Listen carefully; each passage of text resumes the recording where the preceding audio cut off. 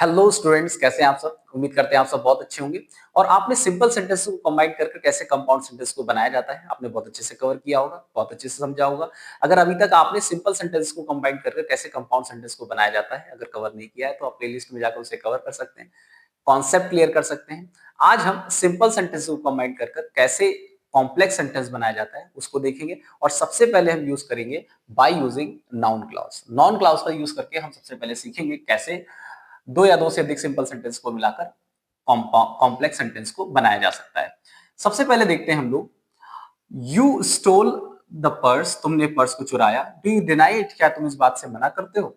हम इसको ऐसे ही कहेंगे, क्या तुम इस बात से मना करते हो कि तुमने पर्स चुराया। और की के लिए हम यहाँ पे दैट का यूज करेंगे। डू यू डिनाई, क्या तुम इस बात से मना करते हो that you stole the purse. सही है, बहुत इजीली बन गया। Do you deny that you stole the purse. अगला देखिए, वट हैव आई डन, मैंने क्या किया। प्लीज टेल मी, मुझे बताइए। हम इसको ऐसे ही तो कहेंगे, कृपया मुझे बताइए मैंने क्या किया, ऐसे तो कहेंगे। और व्हाट को हम एज अ कंजक्शन यूज कर लेंगे।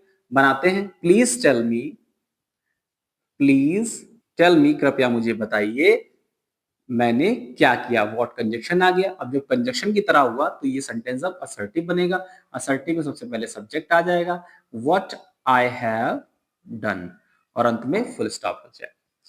Please tell me what I have done. अगला देखिए, ही विल सक्सीड, वो सफल होगा। आई होप, मुझे उम्मीद है।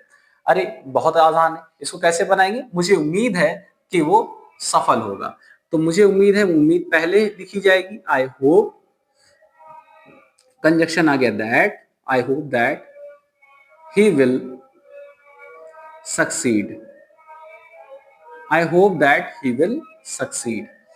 नेक्स्ट सेंटेंस को आप देख लेते हैं, who wrote the Shakuntalam, can you tell me. Who wrote the Shakuntalam, किसने शाकुंतलम लिखी। कैन यू टेल मी, क्या तुम मुझे बता सकते हो। इसको भी उसी तरीके से बनाएं, क्या तुम मुझे बता सकते हो कि किसने शाकुंतलम लिखी। हु को हम एज अ कंजक्शन यूज कर लेंगे। Can you tell me who road,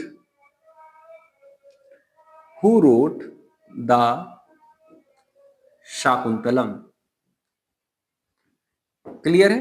अगला सेंटेंस देख लीजिए, what are you doing here, तुम यहाँ क्या कर रहे हो। I am eager to know, मैं ये जानने के लिए उत्सुक हूं।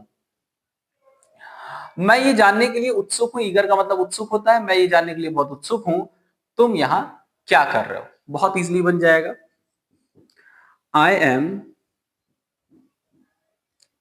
Eager to know what. ये भी बेटा व्हाट जब कंजक्शन आ जाता है ये बेटा असर्टिव बन जाता है, याद रखिएगा। व्हाट सबसे पहले सब्जेक्ट आएगा फिर वर्ब आएगी। What you are doing here, what you are doing here. अगला देखिए, यू शुड रिमेंबर, तुम्हें याद रखना चाहिए, honesty is the best policy. Honesty यानी ईमानदारी सबसे बड़ी नीति होती है।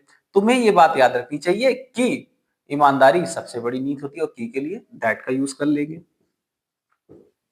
You should remember that honesty is the best policy।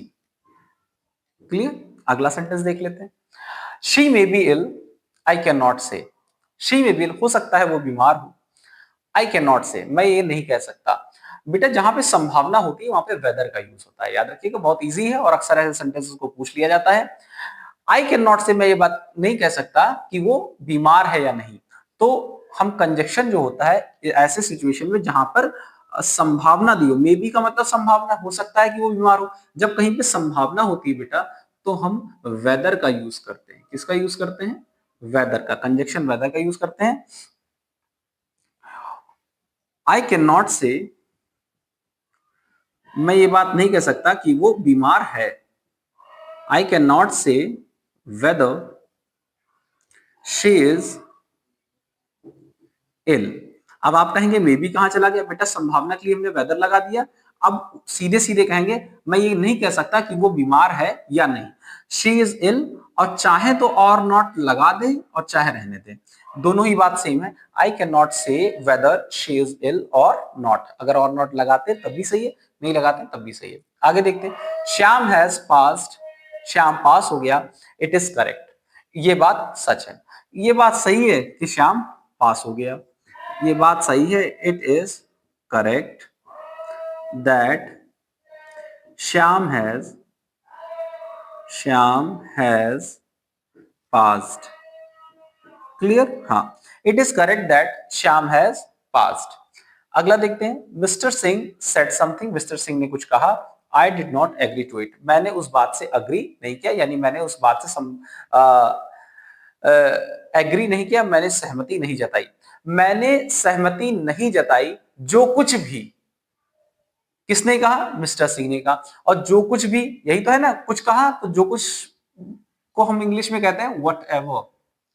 What ever या वॉट भी लगा देंगे तब भी सही है। तो हम कैसे बनाएंगे? मैंने एग्री नहीं किया तो I did not agree. Agree के साथ प्रीपोजिशन विद लगाए तो so far so good. To लिखा रहे देंगे तब भी ठीक है, लेकिन विद ज्यादा सही रहता है। I did not agree with what या वट एवर, जो कुछ भी या जो कुछ मिस्टर गुप्ता ने कहा। मिस्टर गुप्ता सेड, बस सेड ही रहेगा। याद रखिएगा समथिंग के लिए हमने वट एवर लगा ही दिया, जो कुछ भी कहा, इसीलिए यहां पे बाद में समथिंग नहीं आएगा। अगला सेंटेंस देख लेते हैं। You may be ill, you may be wrong, तुम हो सकता है गलत हो। आई कैन नॉट से, मैं ये बात नहीं कह सकता। ये बिल्कुल उसी तरीके से बनेगा जैसा क्वेश्चन नंबर 7 बना है। आई होप आज की भी एक्सरसाइज आपको बहुत अच्छे से क्लियर की होगी। आखिरी सेंटेंस बेटा आपके लिए है, आप इसको बनाएंगे, कवर करेंगे, कमेंट सेक्शन में पोस्ट करेंगे। देखते हैं कितने बच्चों का सही आता है। और अगर आपको ये एक्सरसाइज समझ में आई है तो निश्चित तौर पर आप इसे अपने फ्रेंड्स के साथ शेयर कर सकते हैं, जिससे उनको भी सिंपल सेंटेंस को कंबाइन कर कैसे कॉम्प्लेक्स सेंटेंस बनाया जाता है उनको भी अच्छे से आ जाए।